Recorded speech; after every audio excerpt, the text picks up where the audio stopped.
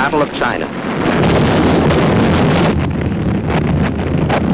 This, the great city of Shanghai on a September day in 1937.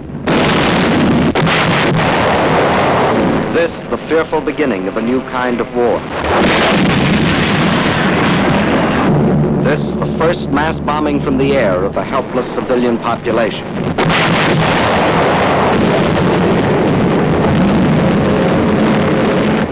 Why? Why are these innocent Chinese men, women, children to die beneath the hail of Japanese bombs? To find the answer to this question, we must first understand something about China and Japan. And to understand China, three facts must never be forgotten. China is history. China is land. China is people. Chinese history goes back for more than 4,000 years. That's a long time. It was only 168 years ago that Washington crossed the Delaware. Only 452 years have passed since Columbus discovered America. It's 1,500 years since the world saw the fall of the ancient Roman Empire. 3,400 years have gone by since Moses received the Ten Commandments. 3,700 years have passed since the pyramids were built. But more than 4,000 years ago, the Chinese Empire was already in existence. And more important, so was a Chinese civilization, a civilization of art and learning and peace. Yes, China is history. And China is also land. More land than the entire continent of Europe, a third larger than the United States, and rich in raw materials. This vast area consists of China proper and 4 outer provinces. To the north is Manchuria, huge and desolate, but abounding in raw materials. Next to Manchuria are Mongolia and Xinjiang. Here lies the Gobi Desert, a vast plateau twice the size of Texas, inhabited by nomad tribes who lead their camel caravans back and forth over ancient trade routes. To the west is Tibet, the icy roof of the world, its borders encompassing the eastern end of the Himalayan mountains, the mystery land that few have entered. And from these vast mountains of the west rise the 3 great rivers. The northernmost of these is the Huanghe, the Yellow River.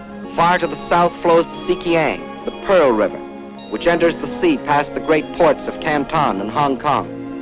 But the greatest river of all is the one that flows between, the Yangtze, winding for 3,000 miles through the heart of China, bringing fertility to the good earth and bearing upon its broad waters half the commerce of China.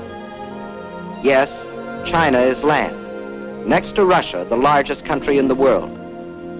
But most important, China is people, 450 million of them.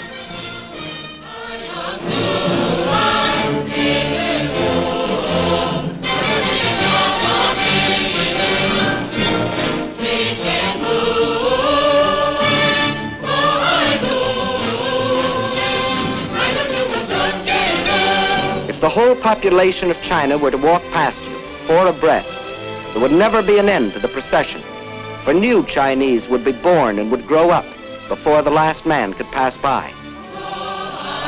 Of every 5 persons on the face of the earth, 1 is a Chinese. And since 1/5 of all the human beings in the world are Chinese, we should know what sort of people they are. Well, in all their 4,000 years of continuous history, they have never waged a war of conquest. They're that sort of people. They developed the art of printing from movable type. They invented the mariner's compass, without which no ocean could be crossed. They were among the first astronomers, and their observations of the stars and planets made possible the accurate measuring and recording of time. They are that sort of people. And why do we call our dishes China? Because the Chinese invented the art of making porcelain. And as we all know, they invented gunpowder, not as a weapon of war, but to celebrate their holidays and religious festivals. And it was one of China's great philosophers who, 500 years before the birth of Christ, gave mankind these words: "What you do not want done to yourself, do not do to others." They are that sort of people, enriching the world in which we live. Yes, China is incredibly old, incredibly big, incredibly populous. Yet it was until recently a land with which few of us concerned ourselves. But now a great change has taken place. China is now our fighting ally, or more accurately, we are China's. For China has been fighting our enemy, Japan, for 7 long years. Why is this? Why have the Chinese, who in all their 4,000 years of history have never waged an aggressive war, been forced to fight and die by the millions? Because China is land, 4 million square miles of it. And because China is people, 450 million of them. And because Japan had a plan to use them both. That plan was finally stated in the Tanaka Memorial, a blueprint for world conquest, formulated in 1927 by Baron Gishi Tanaka, the Japanese foreign minister. In order to conquer the world, we must first conquer China. Here was their mad dream. Phase 1, the conquest of Manchuria for raw materials. Phase 2, the absorption of China for manpower, piece by piece, so as not to arouse the rest of the world. Phase 3, a triumphant sweep to the south to seize the riches of the Indies. Phase 4, the eastward move to crush the United States. One fact was obvious. China was to be the giant back on which Japan would ride to world conquest, just as Russia was to be enslaved for German use. But how was it possible for Japan, only 1/20th the size of China, and with only 1/6 its population, to think of conquering China, much less the world? There were 2 main reasons for this. In the first place, modern China, in spite of its age-old history, was like the broken pieces of a jigsaw puzzle, each piece controlled by a different ruler, each with his own private army. In modern terms, China was a country, but not yet a nation, while Japan was a united, well-knit, highly regimented military dictatorship. Second reason lies in the uses each country made of our Western civilization. Let's see what China took. You will notice that this is a very old piece of film. Actually, it is more than 30 years old, and it shows a very great man by the name of Sun Yat-sen. In 1911, this man fathered a people's revolution, which brought to an end China's ancient imperial government and began its new era as a modern republic, winning for himself in Chinese history as secure a place as George Washington has in ours. And he and his followers chose for the cornerstone of their new republic Chinese words that echoed those of another believer in democracy. Government of the people, by the people, for the people.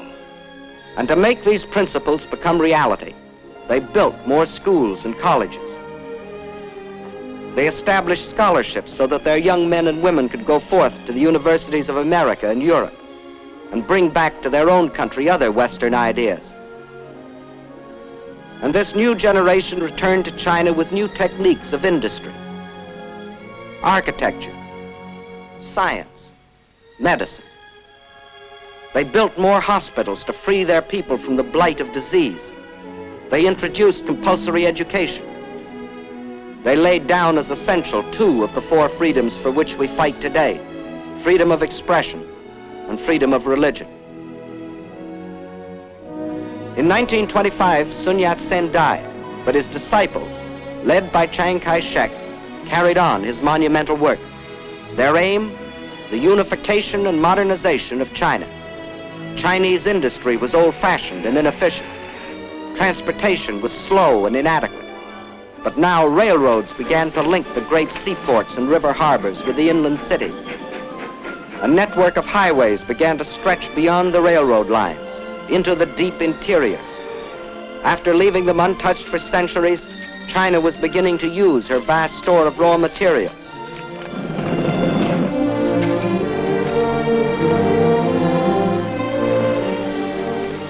soon the tools and machines of the new factories were delivering the goods and products for China's new economy. For the Chinese believed in using the best of Western civilization for the progress of their country. And while they were building this new nation, just a day and a half by steamer across the Yellow Sea lay Japan. Here the God Emperor and his fanatic warlords were using this same Western civilization for one purpose and only one: to create one of the world's most powerful war machines. Their aim, the absorption of China and the fulfillment of the Tanaka Memorial.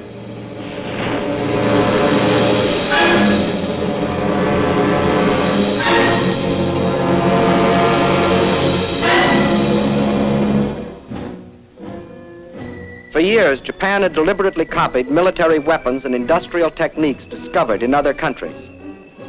For years, Japan, under the pretext of lacking raw materials for industry, had been buying in every corner of the world materials not only to build this war machine, but materials which could be stored to feed it in the war of conquest they were planning.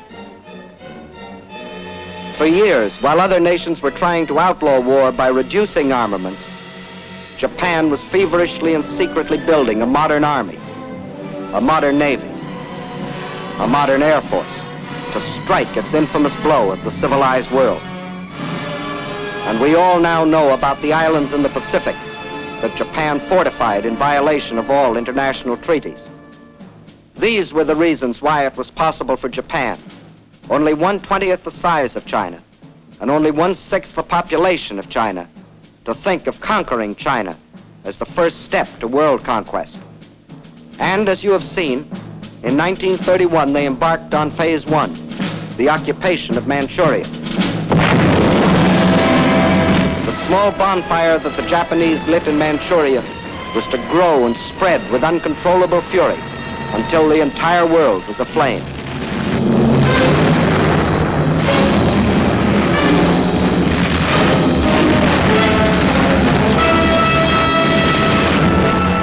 Phase 1 of the Tanaka Plan was completed, and exactly as planned.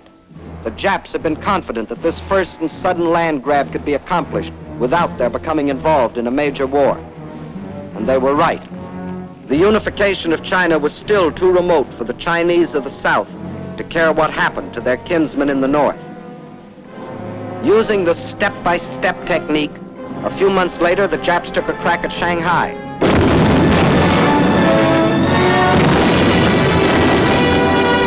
Chinese resistance was so great they hastily called that deal off, waited another year, and then struck in the north again, carving the province of Yehol out of China proper.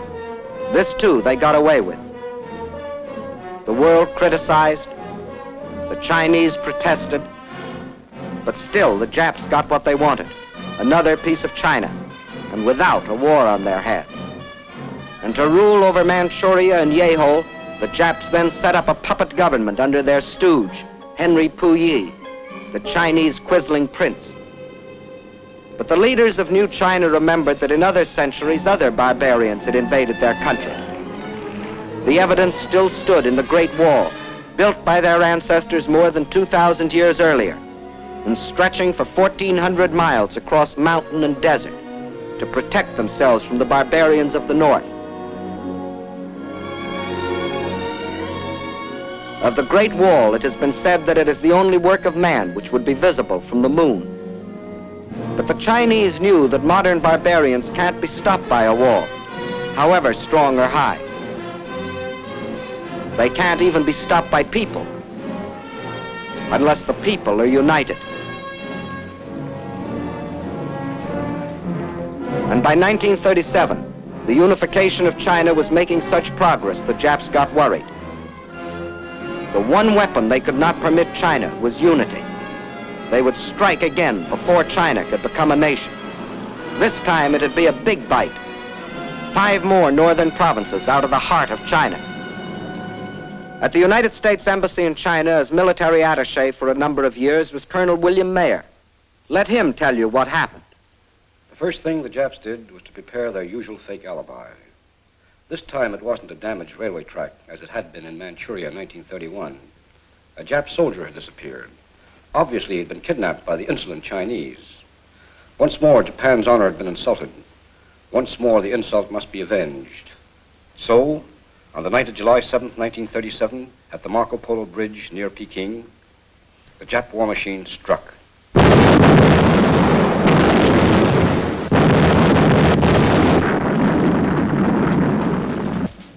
Within the space of a few weeks, the invaders were in control of Tientsin and Beiping. It looked as if the Japs were going to have another walkover.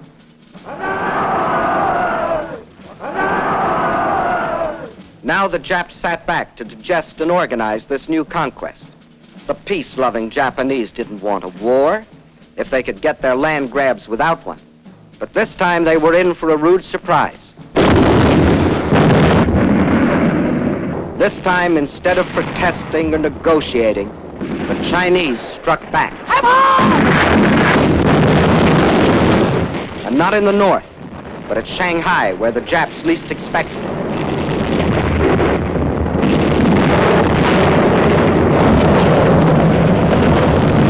To understand the fighting that followed, we must know something about the city of Shanghai itself. Situated near the mouth of the Yangtze River, it is the biggest city in China. As the largest seaport in the Far East, it dominated the commerce and foreign trade of China. And through its great docks and channels passed most of the wealth of the Orient. In Shanghai, truly the East met the West.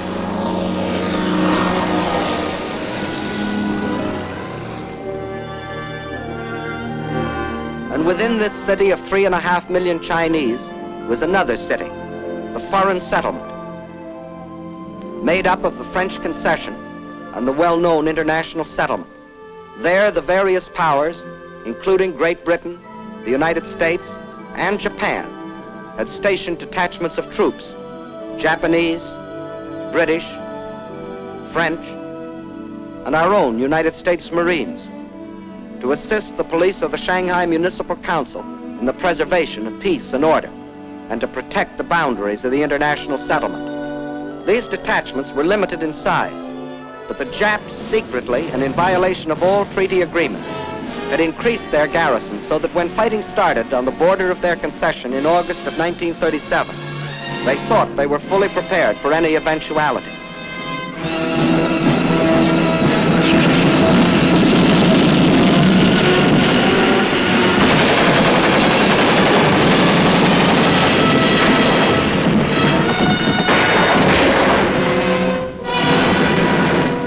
The force of the Chinese counterattack almost drove the Japs into the Wangpu River.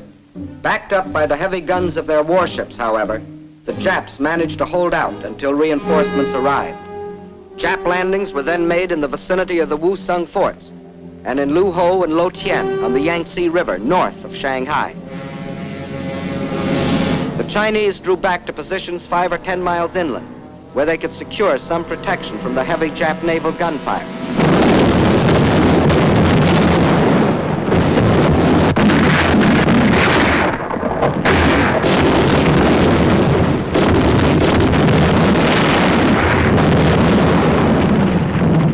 At the same time, the invaders succeeded in making a surprise landing some 20 miles to the south of Shanghai, put 2 divisions ashore, and pushed rapidly north to outflank the city.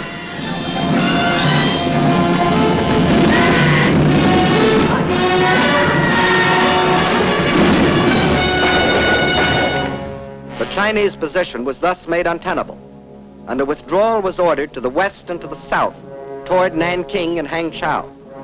But only about half of the Chinese army that had fought at Shanghai was left to withdraw. Meanwhile, enraged at the very idea of anyone resisting the Imperial Japanese might, the Japs took their vengeance upon the civilian population of the city, a city without guns or planes to defend itself, and deliberately slaughtered thousands from the air.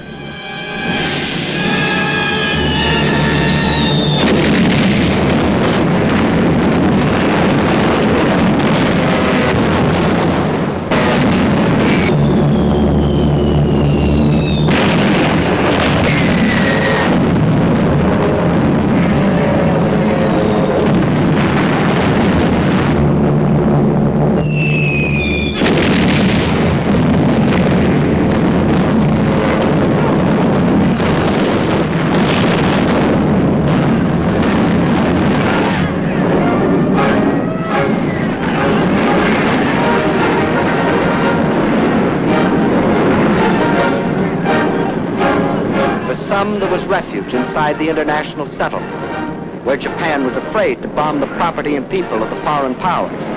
Just yet.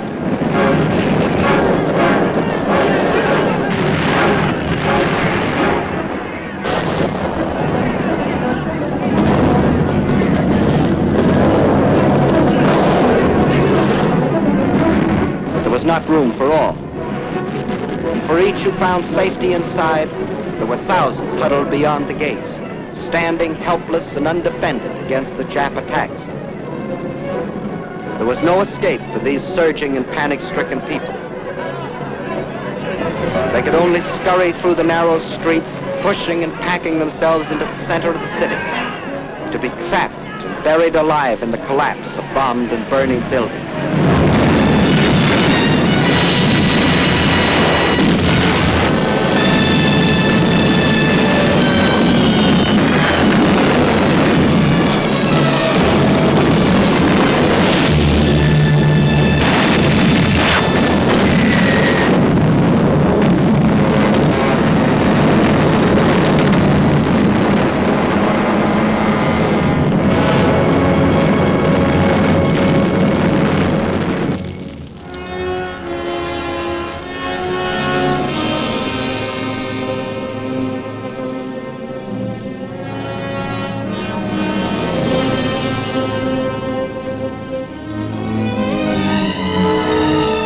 Thus, the Japanese introduced the world to a new kind of war.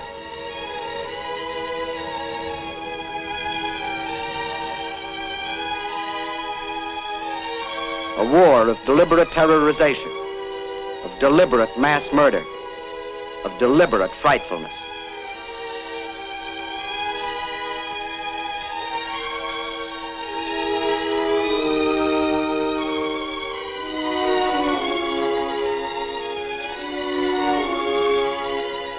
When the campaign was over, the Japs occupied the entire peninsula east of Shanghai. Reorganizing rapidly, they then launched a coordinated drive on Nanking. One column pushed along the railroad while another swung further to the south. This column then split and continued its drive, hoping to cut off any possible retreat of the Chinese armies defending Nanking. It was here in the Yangtze that the blood-crazed Japs attacked an American gunboat, the USS Panay, despite its distinctive markings.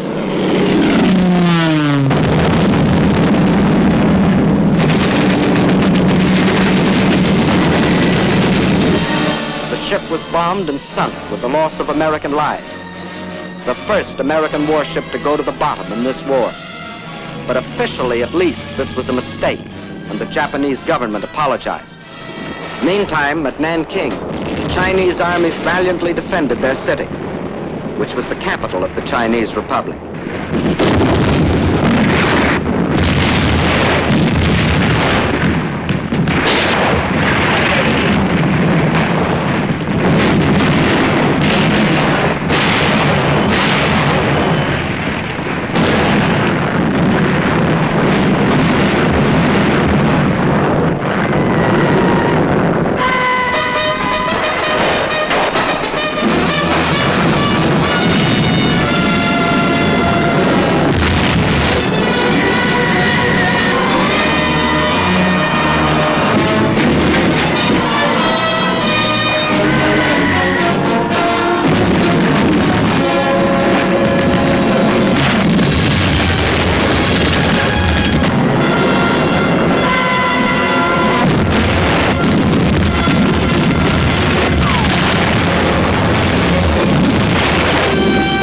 Japanese power was too great, and after a battle lasting but a few days, the city fell to the invaders.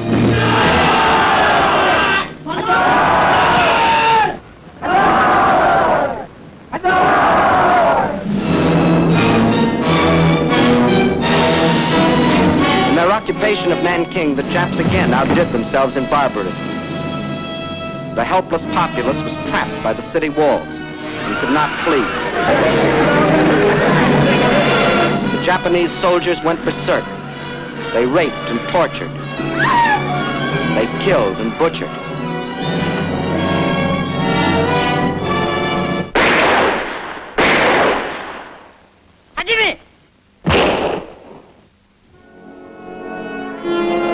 one of the bloodiest massacres of recorded history, they murdered 40,000 men, women, children.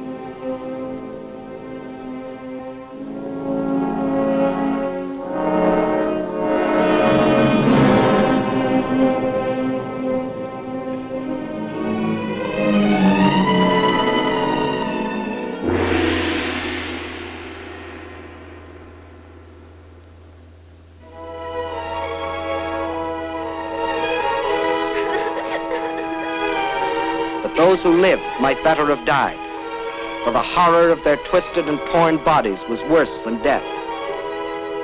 These scenes were photographed by an American missionary and smuggled out of China after the rape of Nanking.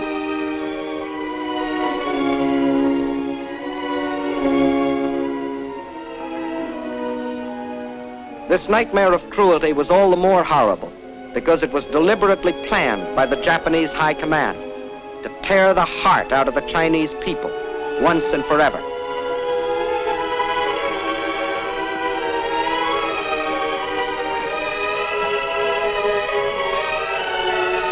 And then it happened. That which Sun Yat-sen had dreamed of, that which Chiang Kai-shek had toiled for, that which is stronger than stone walls had at last been born in China, the will to resist. 青年们，有钱的出钱，好，来打倒日本人，一定要打回老家去。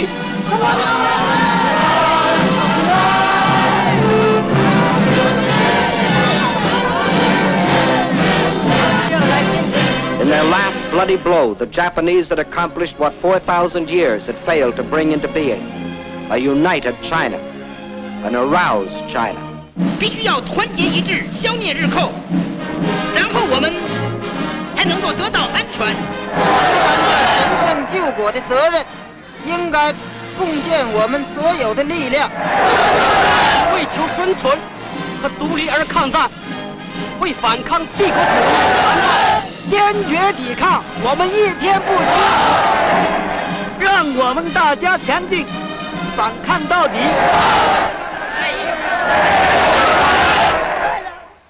But the Chinese knew that the will to resist was not by itself enough. They knew that China must develop the power to resist also. And this cannot be created in an instant. So they too made a plan. And it was this: they would slowly yield territory, piece by piece, while they developed the power and built the weapons to rid the land of its invaders. The industrial strength of China must be moved to the west, beyond the mountains, beyond the railroad lines, beyond the lines of communication. There, safe from enemy attacks, they might produce the rifles and guns that China so tragically needed. Thus, China would trade space for time.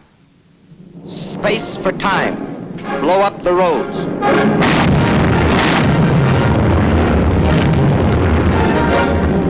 Space for time. Scorch the earth.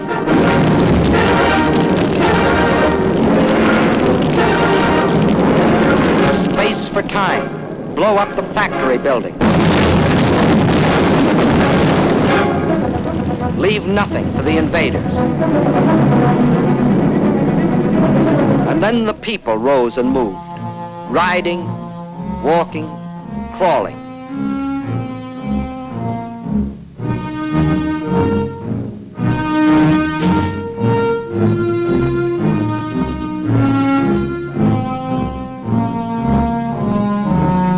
$30 million of them, spontaneously driven by an epic impulse, rose and made their way westward. The earth teeming with them, moving westward on a trek that stretched through 2,000 miles of roadless wilderness. Thus the world witnessed one of the most amazing spectacles in human history, the greatest mass migration ever recorded.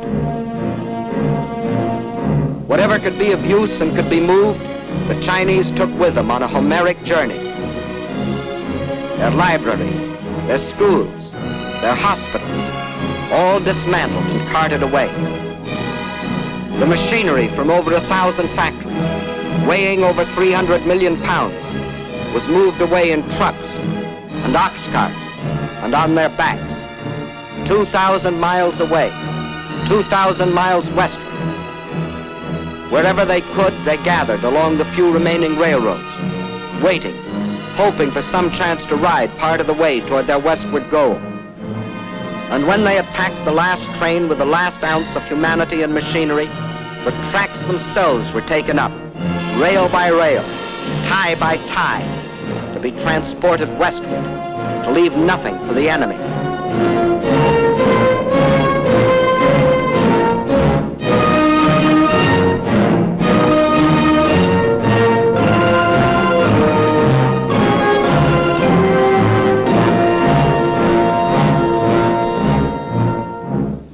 Every river pointing westward was heavy laden. Every sampan, every barge was pressed into service, weighted down to the water's edge with the precious tools for new China.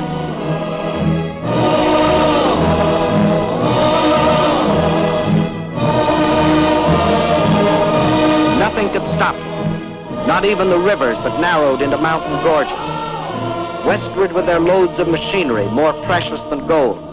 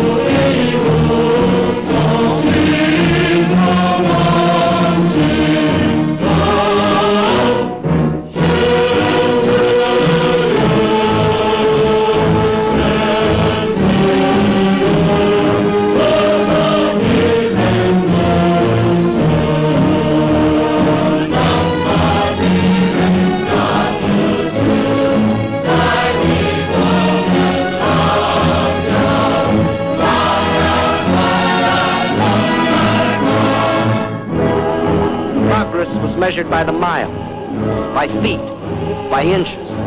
The trail they broke was moistened every step of the way by their sweat.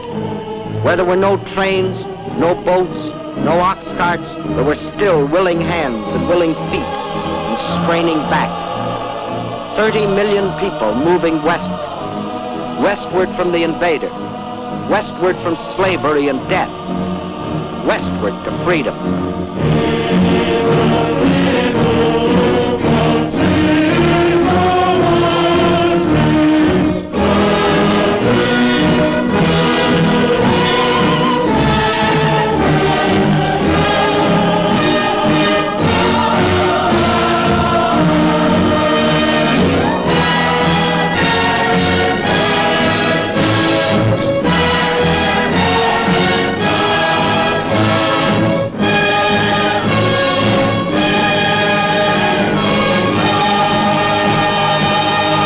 Now in the free mountain lands of the West, ancient cities sprang into fresh and modern life. Chief of them all was the new capital of free China, Chongqing. Here on the cliffs high above the Yangtze River, the Chinese had reestablished their government. They knew, however, that the people of the city would not be safe from Jap air raids. The memories of Shanghai were fresh in their minds. And in the sandstone cliff on which the city is built, thousands of workmen rushed the construction of enormous caves as shelters for the people and for the pitifully few machines, more important than life. To the Japs, Chongqing became the heart of the Chinese nation they were determined to conquer. Destroy Chongqing, and they would break the spirit of new China.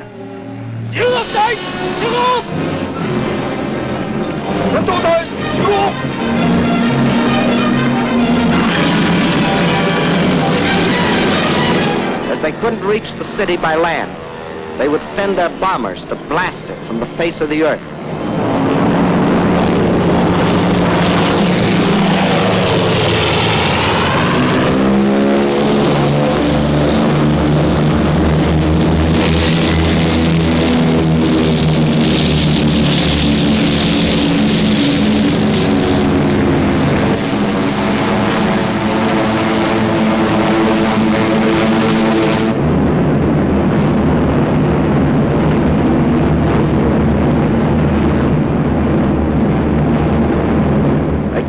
Japanese armadas, slow and obsolete Chinese planes made a suicidal attempt to defend Chongqing.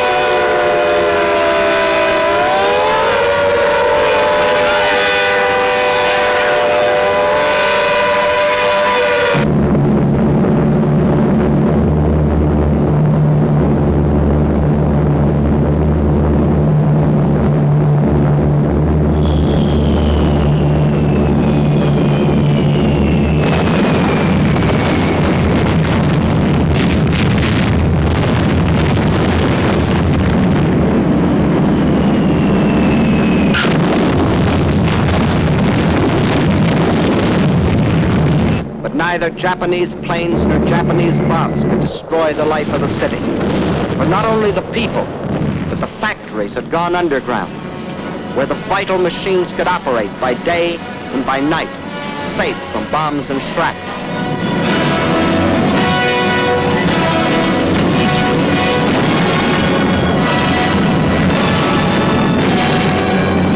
This time, the Chinese had anticipated their enemy. In spite of bombs and fire and destruction, this time the Chinese stood fast.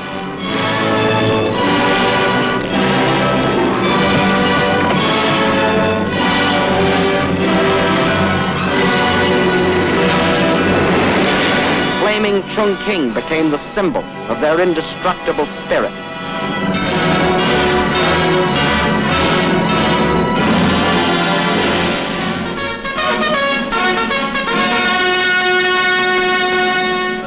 Now the call to arms sounded throughout New China. And from the vast interior, China's millions answered the call.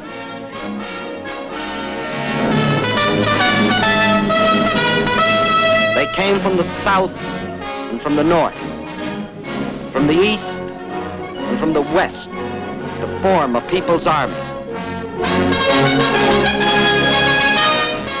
With a new faith in their hearts, men and women left their homes and farms to fight for something bigger now than each man's home, and each man's farm, and each man's life.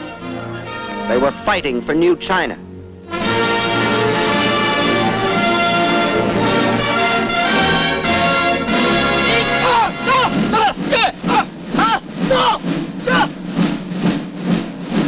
New soldiers, awkward and unskilled, like all new soldiers.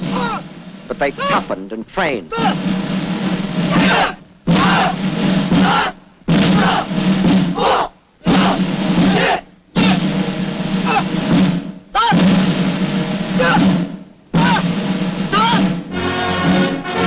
They learned the discipline and order of drill.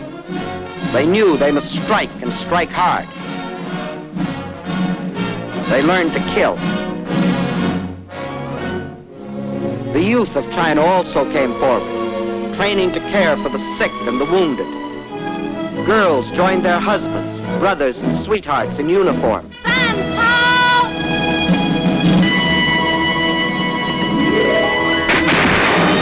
And to the aid of China came volunteers from other lands, men who pledged themselves to fight against tyranny and oppression no matter where.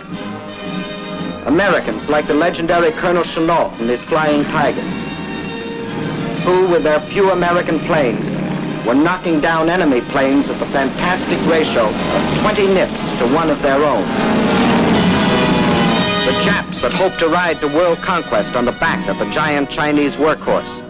Phase 2 of the Tanaka Plan called for breaking the horse to their will. But the great patient horse refused to be broken.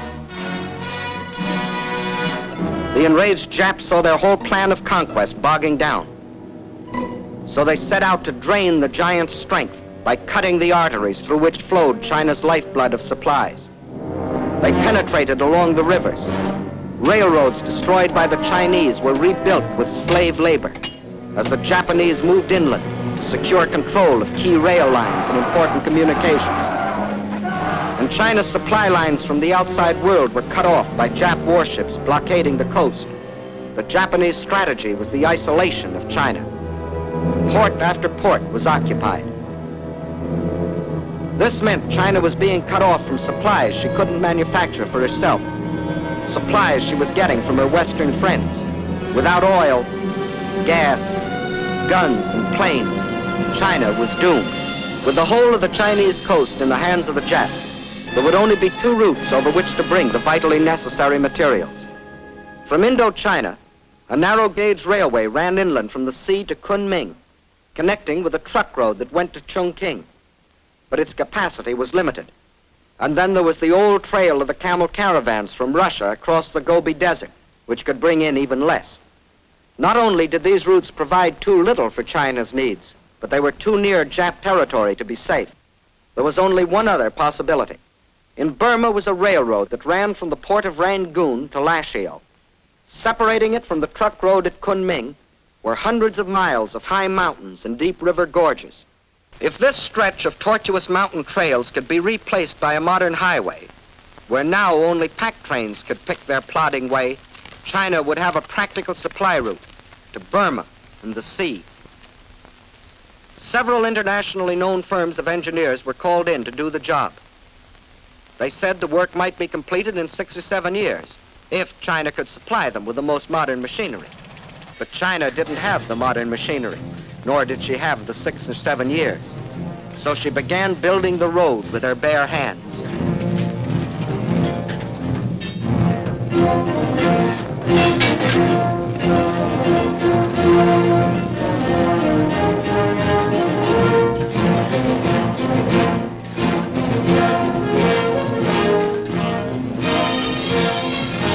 By thousands, by tens of thousands, by hundreds of thousands, they toiled at the back-breaking task of carving this desperately needed supply line out of the reluctant mountains.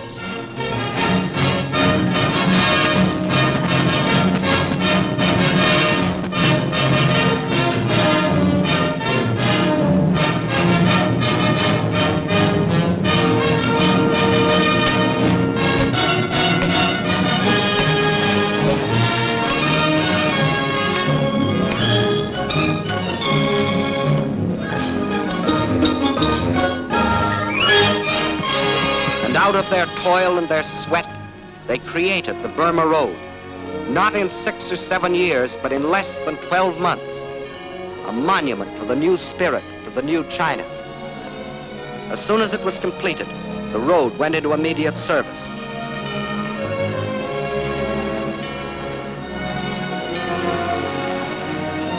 By thousands, the trucks shuttled back and forth between its terminals, climbing to nearly 10,000 feet, around hairpin curves, along the edges of sheer precipices, where passing trucks had barely 1 foot of clearance.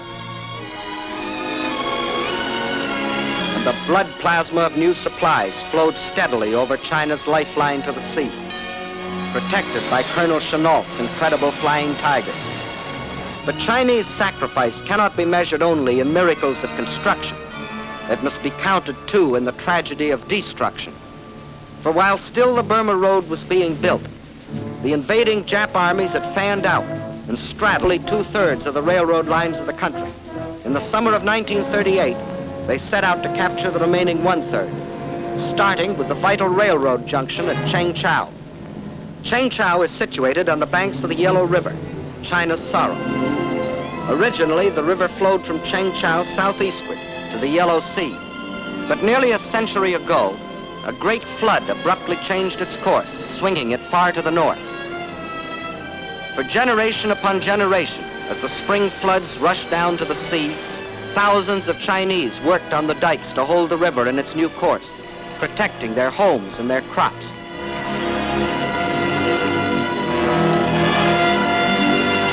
Now, as the Japs advanced on Chengchao, the Chinese blew up the southern dike of the Yellow River, thus loosing a flood between themselves and the Japs.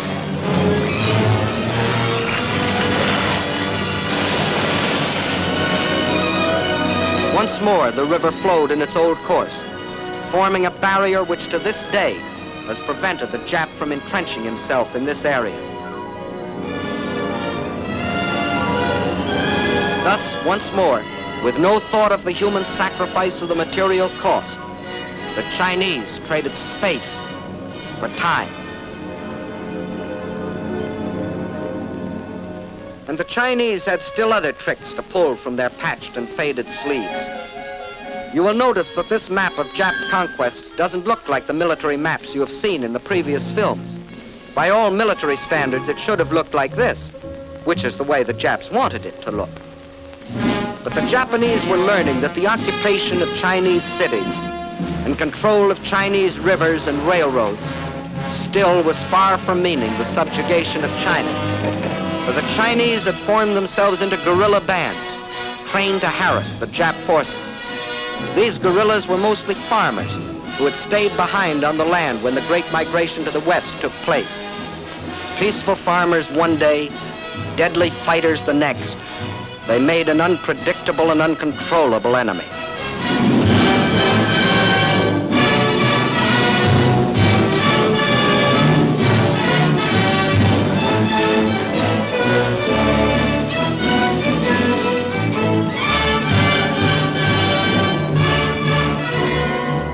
The Japs held the lines of communications, but in the pockets thus formed, these unconquerable guerrillas constantly sniped at the Jap invaders. When the Japs tried to annihilate them, they disappeared, only to reappear in another pocket.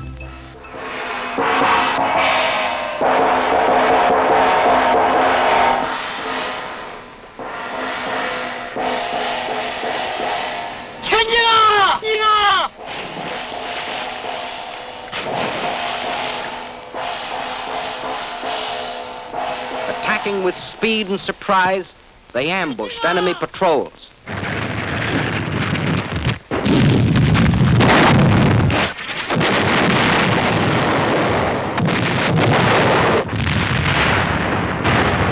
The Japanese were fighting more than the Chinese people. They were fighting the Chinese land, the great distances, the rivers, the floods, the swamps and marshes. These too were enemies that defied the Jap war machine. The giant back Japan intended to ride to world conquest was proving to be a bucking bronco. Phase 2 of the Tanaka Plan had bogged down in what the Japs still referred to as the China Incident. This left them in a fateful quandary.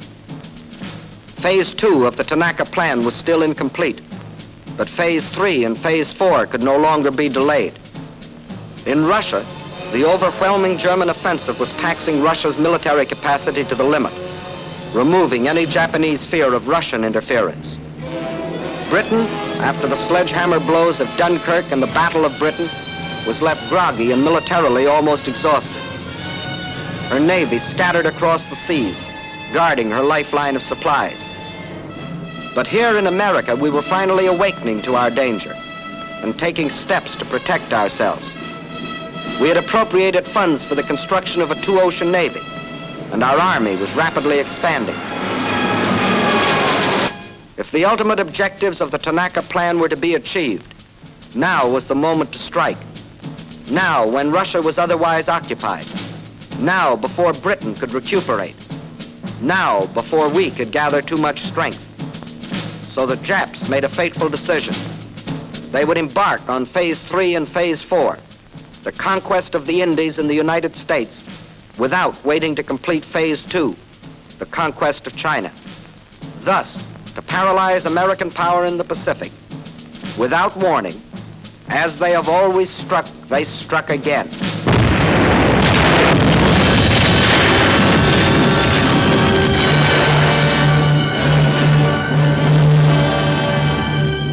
According to all the rules, China's position should now be greatly improved. For in her war with Japan, China now had fighting allies. Ourselves, the British, the Dutch. But it didn't work that way for China. For in those tragic early months of 1942, when we sustained defeat after defeat at the hands of our common enemy,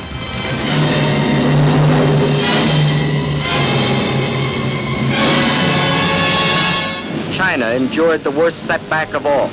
Out of our defeats, China lost the Burma Road. But still, China's courage never faltered. Her determination never weakened. And in the history of those long and tragic months of black defeat in 1942, one bright page stands forth, a page written by our Chinese allies. Here is the city of Changsha. The Japs wanted it for two reasons. It was in the center of the Chinese rice bowl, and it was also an important railway junction. Twice before they had tried to take it, and twice before they had been thrown back. Massing a large striking force near Yocho, on Christmas Eve 1941, the Japs started southward toward Changsha in 3 columns. At 3 points during the drive south, the Chinese forces put up token resistance. But instead of withdrawing toward Changsha, they withdrew east into the mountainous flank. By New Year's Eve, the Japs had surrounded the city. They quickly pierced the outer defenses and attacked the inner defenses from 4 directions. In spite of fierce resistance, the Japs were certain that the fall of Changsha was only a matter of hours. What they didn't know was that they had walked into a well-baited trap, for the Chinese forces which had withdrawn into the hills now swept down on the Jap supply lines and cut them to ribbons. The Jap forces attacking the city soon ran out of food and ammunition and began a withdrawal, whereupon the Chinese launched a counteroffensive and pushed the Japanese back where they had come from.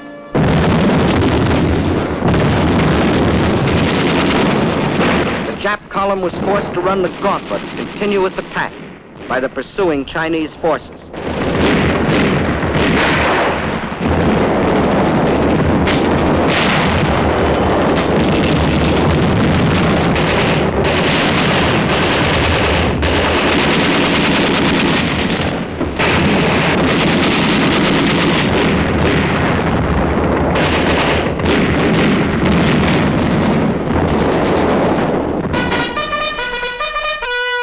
The Battle of Changsha was a magnificent victory for the people of China, the people who wouldn't surrender, the people determined to fight for their freedom, their good earth, the people who can't be beaten. And as 1944 dawns, there is another and greater story being written. From the Aleutians to the South Pacific, we are on the offensive.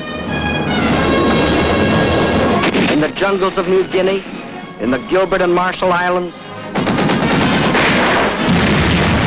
on the shores of New Britain, on the broad Pacific waters, Japan faces the daily expanding power of the nations she attacked.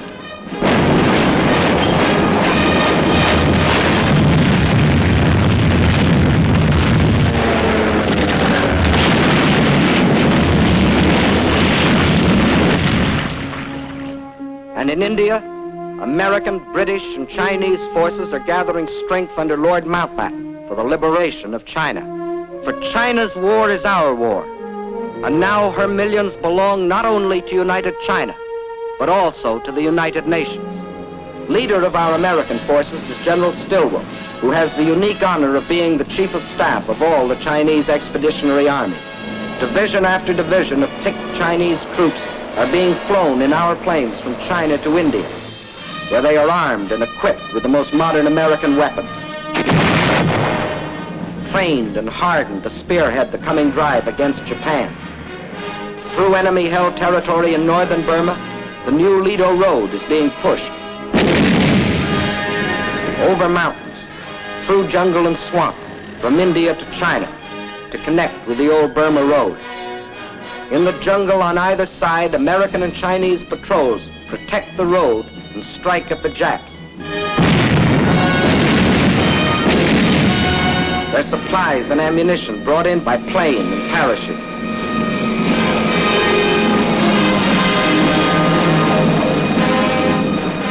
fields in India, an Air Transport Command plane takes off every 6 minutes, loaded with artillery, jeeps, ammunition, men and supplies for the armies of China.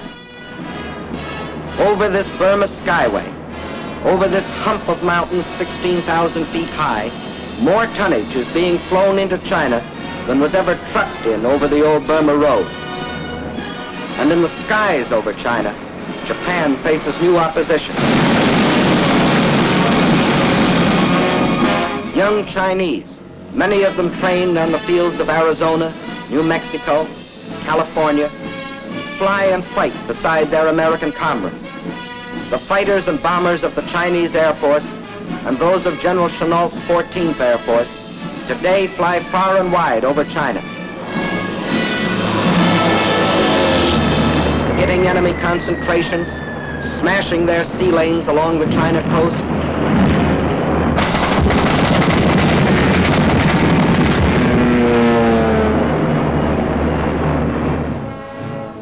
The same people that moved a nation 2,000 miles, that built the Burma Road, are building airfields out of stones, mud, and patient, tireless hands.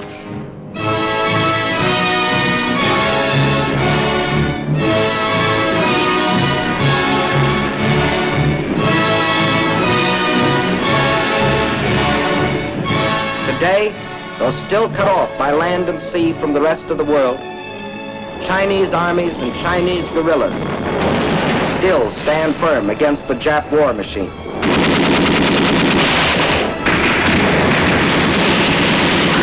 The oldest and the youngest of the world's great nations, together with the British Commonwealth, fight side by side in the struggle that is as old as China herself, the struggle of freedom against slavery, civilization against barbarism, good against evil.